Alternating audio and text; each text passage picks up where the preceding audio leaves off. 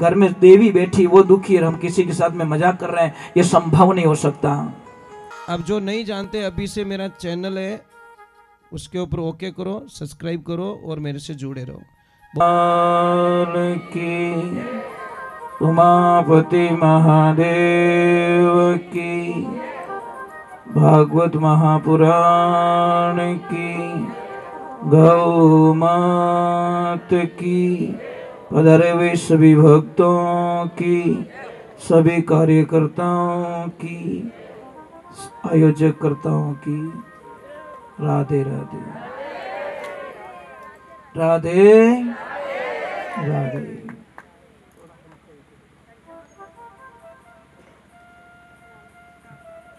कल हमने भागवत जी को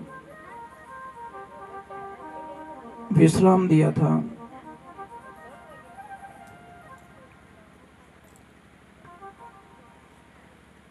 भगवान चलने लगे हैं, मंडली बनाई है और अपने मंडली का काम उन्होंने बड़े पूर्ण तरीके से आनंद ले रहे हैं।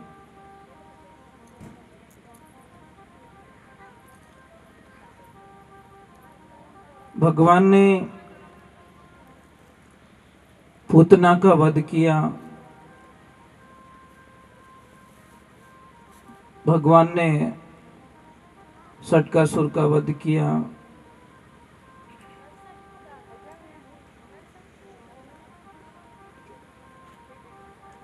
एक बात हमेशा ध्यान रखना, संसार क्या है?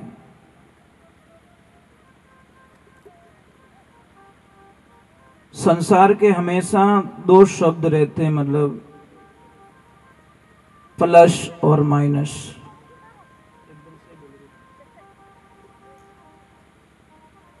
जहां प्लस होगा वहां माइनस जरूर होगा। संसार में ये आते हैं कि जहां सुख है वहां दुख जरूर होगा, क्योंकि एक पॉइंट से गाड़ी चल नहीं सकती ना। जहां सुख है तो वहां दुख जरूर होगा। अगर दिन है तो रात जरूर होगी। अगर आप हंस रहे हो तो रोना कभी भी अपन मारवाड़ी में देख जो, कोई भी ज्यादा हंसे न, टाबर रहे हो चाहे कोई भी, आप अभी ने कहें कि इतो मत हंस, अब रोना स्टार्ट हो जी। मतलब अभी तुम घड़ी पलक पहले तो थोड़ा हंस रहा है और अभी थोड़ा कहीं कहीं देखना हंसते हंसते से प्रक्रिया रोने की स्टार्ट हो जाती है। ये संसार में होगा, ऐसा होगा, आप कल्पना मत कीजिए। अगर आपका मित्र है तो आपके दुश्मन भी है, 100% है कोई न कोई दुश्मन। अगर आप अमीर हो तो दुनिया में गरीब भी बहुत बैठे हैं। एक जैसी परिस्थिति आपको कभी नहीं मिलेगी। एक बात ऐसी है, जो परे हैं दुनिया से, सबके विलोम शब्द है, मतलब विपरीत शब्द। एक बात बता दी, आनंद का, आनंद का विपरीत शब्द बताओ कोई। आनंद का शब्द है ही नहीं, आनंद से परमानंद बनेगा, परमानंद से ब्रह्मानंद बन जाएगा, परंतु उसके विपरीत जो आनंद की दिशा में जाए। तो भगवान प्रकट हुए तो सबको आनंद हुआ है। क्या हुआ? आनंद, परमानंद, ब्रह्मानंद। भगवान ने पूतना का वध किया। एक बात हमेशा ध्यान रखना, मंदिर बनाना कोई बड़ी बात नहीं है। 2 करोड़ 5 करोड़ 7 करोड़ लगा पे कि लोग मंदिर बना देते हैं, पर अंदर पूजा कर रहे हो कि नहीं कर रहे हो वो बहुत बड़ी बात है। और हमने कई जगह देखा मंदिर की प्रतिष्ठा नहीं होती, नहीं, उससे पहले लोग क्या करते हैं, वो ऑटोमेटिक घंटी है, बाजा है, उसका ऑर्डर दे देते हैं।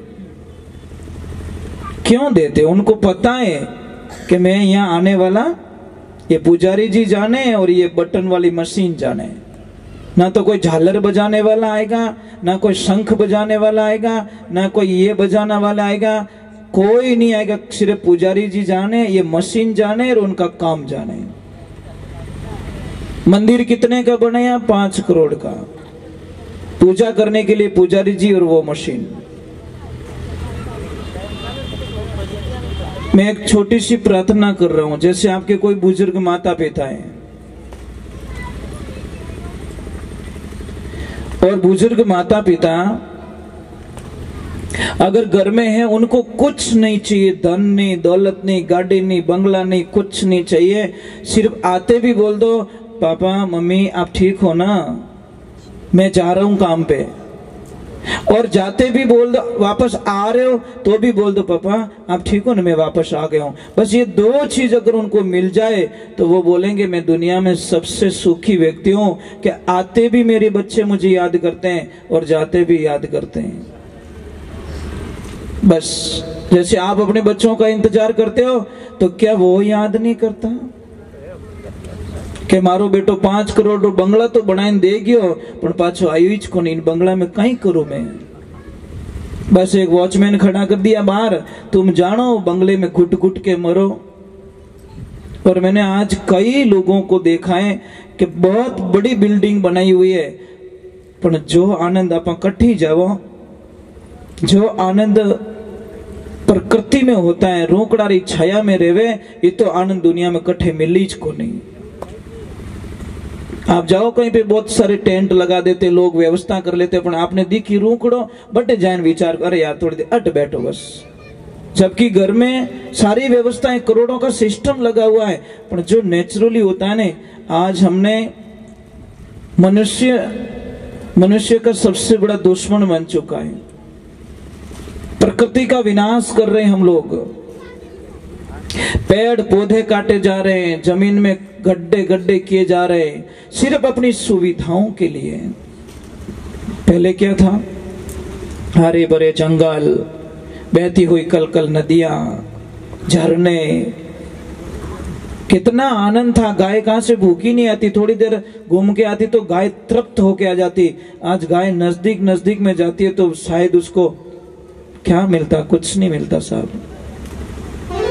सबसे ज्यादा नुकसान मनुष्य ने पहुंचाया है प्रकृति को। कितनी पेड़ पौधे काट लिए। आप कभी जल देवता की पूजा करते हो?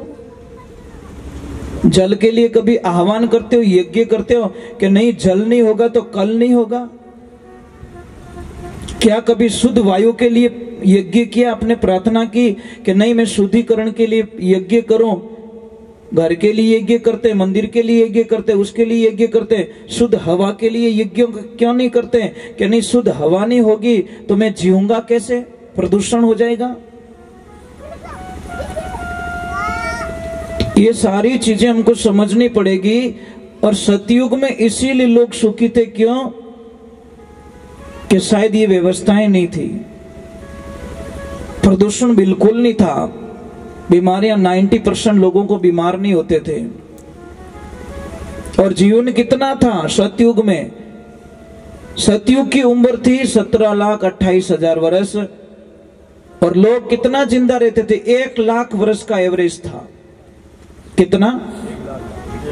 1 लाख वर्ष तक वो जिंदा। आज भी देखिए, आज की तारीख में भी, इस कलयुग में भी सांप शायद 1000 साल तक जीता है। अगर उसको कुछ ना हो, बीमार ना हो, कोई मार ना दे, तो वो 1000 साल तक जिंदा रहता है। और कछुआ शायद 300 वर्ष तक जिंदा रह सकता है। अगर कुछ ना हो, एक्सीडेंट ना हो, कोई बीमारी ना आए, कहीं पे कोई चोट ना लग जाए, तो 300 साल तक, इस कलयुग में भी कछुआ 300 साल तक जिंदा रह सकता है। सांप 1000 साल तक जिंदा रह सकता है। परंतु एक बात का ध्यान रखना, सांप 1000 साल जी के भी जो नहीं कर सकता, कछुआ 300 साल जी के भी वो जो नहीं कर सकता, हम 50-60 साल की उम्र में कर सकते हैं। ये मनुष्य के पास में सबसे बड़ी ताकत बताई गई शास्त्रों के अंदर। जो 300 वर्ष में वो नहीं कर पाएगा, जो 1000 साल में सांप नहीं कर पाएगा, वो हम लोग सिर्फ 50-60 साल की उम्र में वो कर सकते हैं। पर रास्ता बदलना चाहिए, हमारी पॉजिटिविटी सोच होनी चाहिए। क्या नहीं कर सकता इंसान। तो सतयुग में उम्र 1 लाख वर्ष की, उम्र भी बहुत थी, 17,28,000 वर्ष। उसके बाद में घट गया थोड़ा, त्रेता आ गया।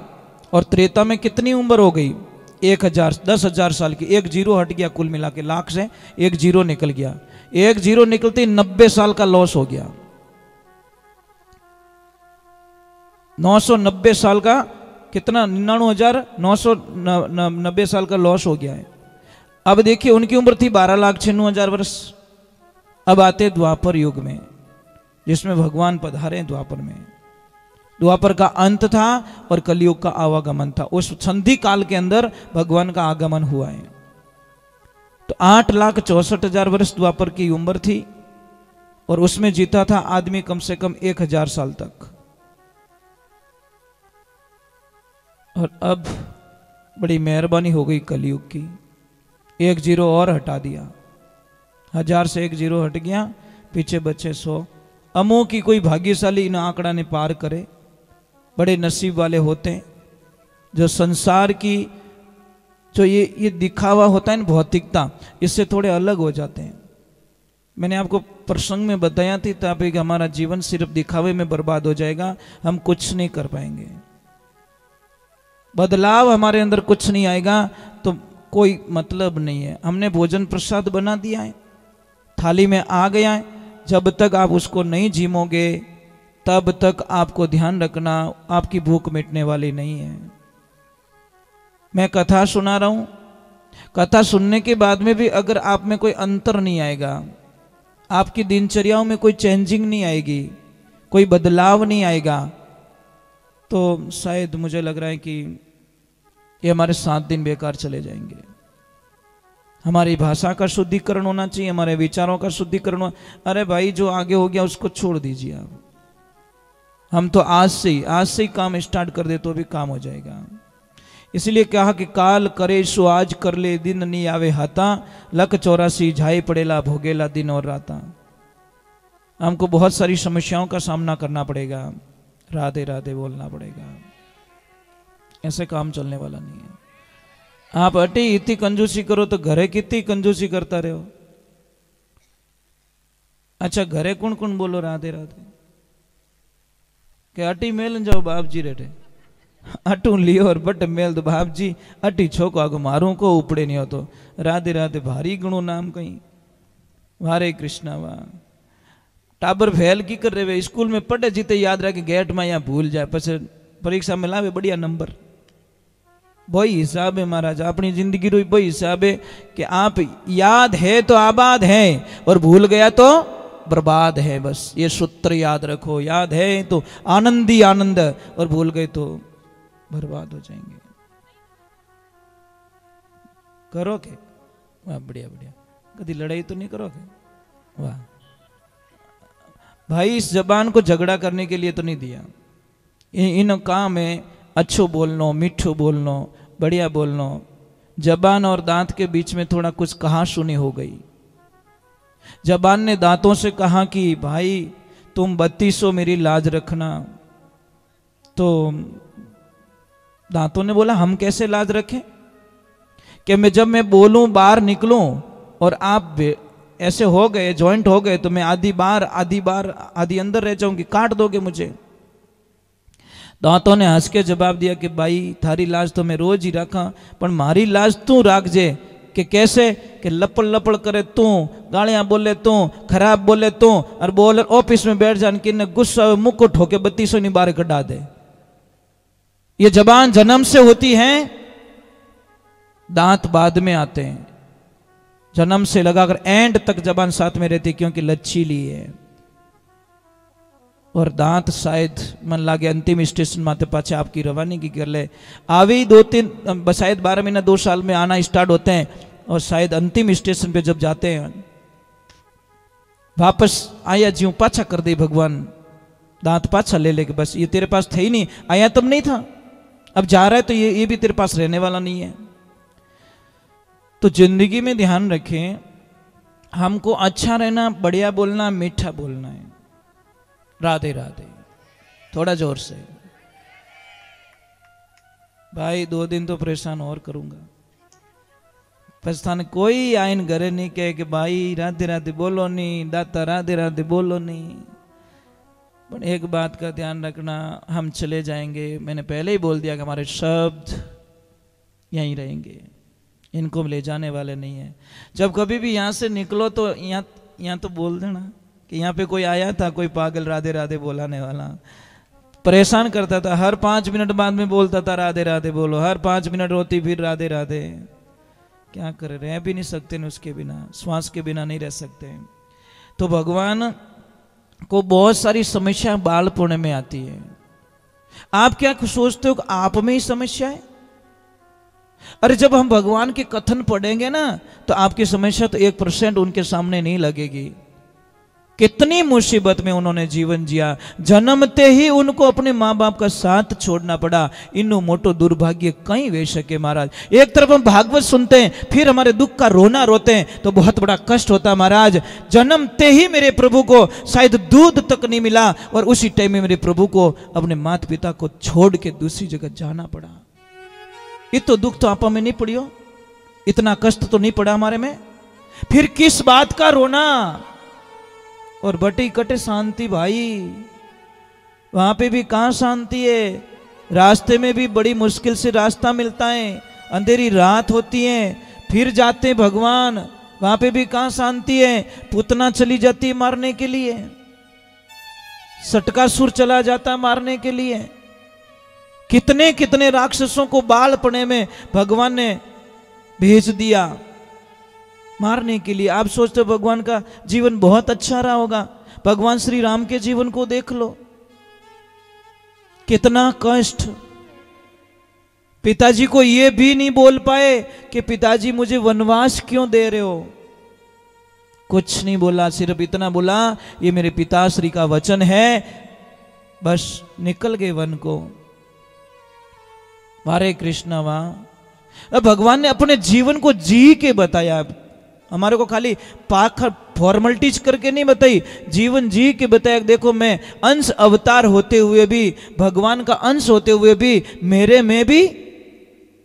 इसीलिए किसी ने लिखा समय का खेल निराला, भाई समय का खेल निराला, समय के आगे झुकना पड़े, चाहे कितना बड़ा बलवाना, झुकना पड़ेगा। कभी फीलिंग मत करो, दुख आए तो भी प्रभु का प्रसाद। और भगवान को एक देखा, कृष्ण को आप देखते होंगे, कृष्ण लीला देखते होंगे या कुछ भी टीवी पे, आप हमेशा देखिए वो मुस्कुराते रहते हैं।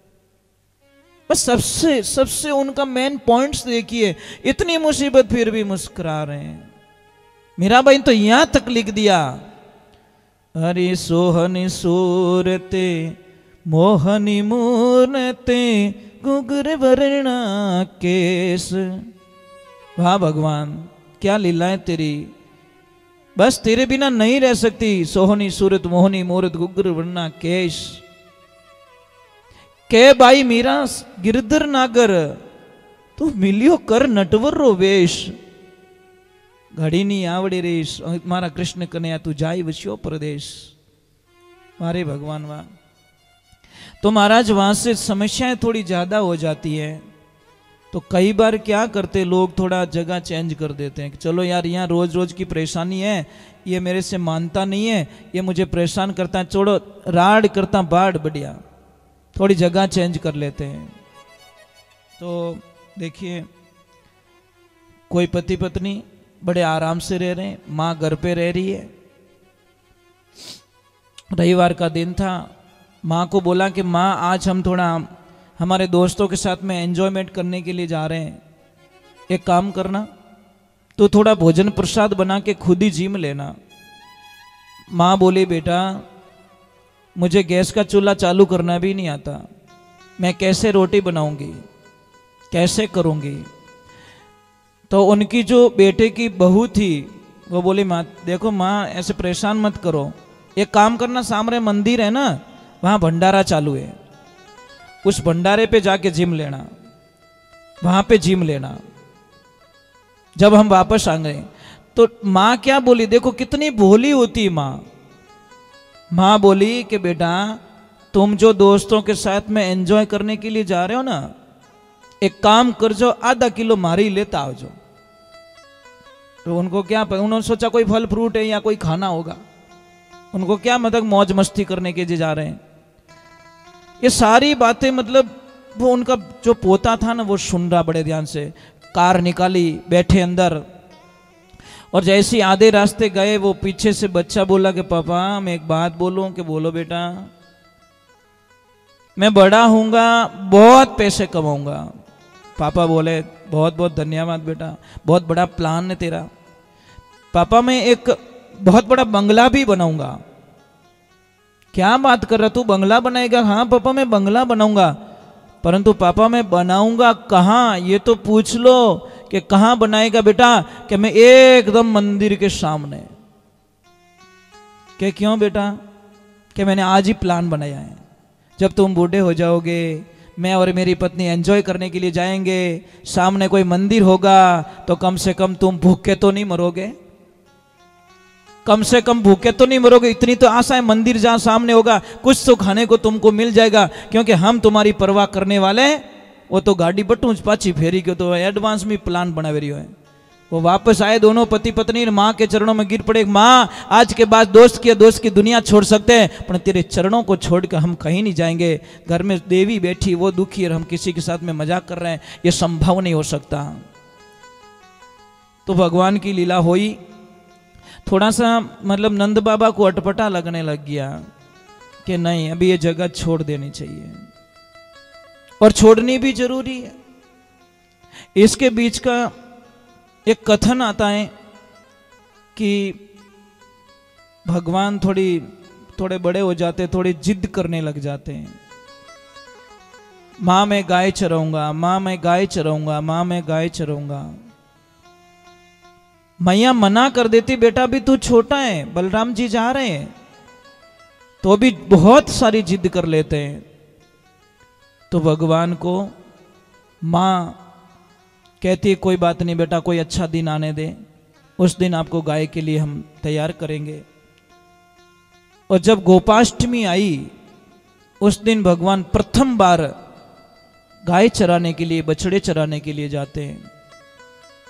वो दिन था गोपाष्टमी का, हम मनाते हैं। गोपाष्टमी बहुत सारी जगह मनाते हैं, गाय माता को लापसी भी जिमाते, वो भी करते हैं। तो गोपाष्टमी के दिन भगवान को गाय चराने के लिए निकाला जाता है, उनसे हाथ से तिलक करवाया जाता है। और भगवान की कृपा देखिए, आप ईश्वर की कृपा देखिए। अब वहां पे लीला कुछ और हो जाती है। जब बछड़ों को चराने के, थोड़ी कम आवाज रखो, कम आवाज, थोड़ी कम आवाज रखिए। तो देखिए भगवान की लीला देखिए।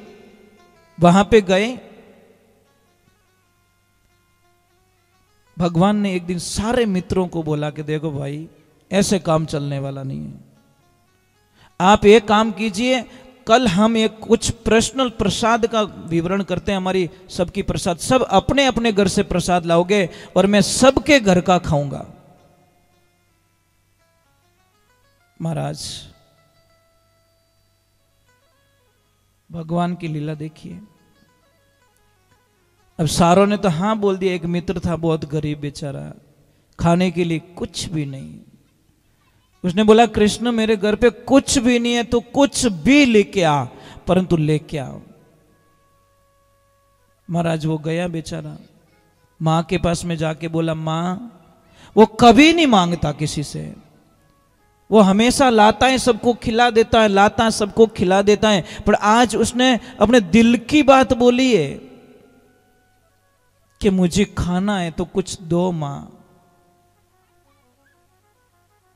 मां ने बोला बेटा एक दाना नहीं है घर पे, मैं क्या खिलाऊं। इधर देखा तो कल परसों की छाछ पड़ी थी छोटे से कुल्हड़ में। बोला बेटा ये ले जा। अब वो लेके तो आ जाता, अपने मन में घृणा हो जाती है, मैं उसको कैसे खिलाऊंगा।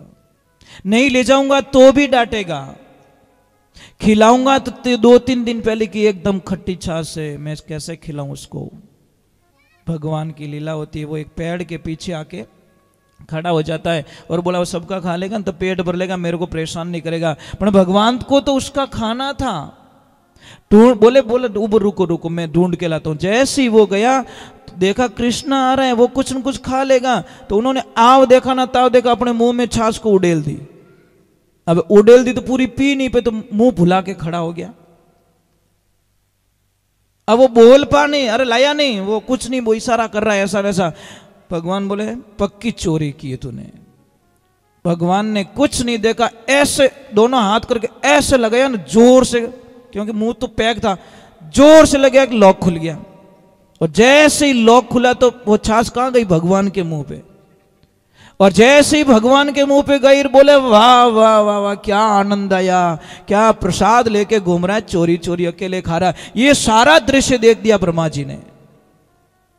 और ब्रह्मा जी को घृणा हो गई कि ये भगवान नहीं हो सकता, ये भगवान हो ही नहीं सकता। मैंने तो भगवान के दर्शन अलग रूप में किए थे, लगता तो वैसा ही है, पर ये नहीं हो सकता, ये भगवान नहीं है। क्योंकि जब जन्म हुआ था मैं गया था, अवतार हुए थे मैं गया था, मथुरा गया था, मैंने भी फूल बरसाए थे, दर्शन किए थे, परंतु मुझे शंका हो रही है ये भगवान हो ही नहीं सकते, ये मेरे नारायण नहीं हो सकते। ब्रह्मा जी को शंका हो गई।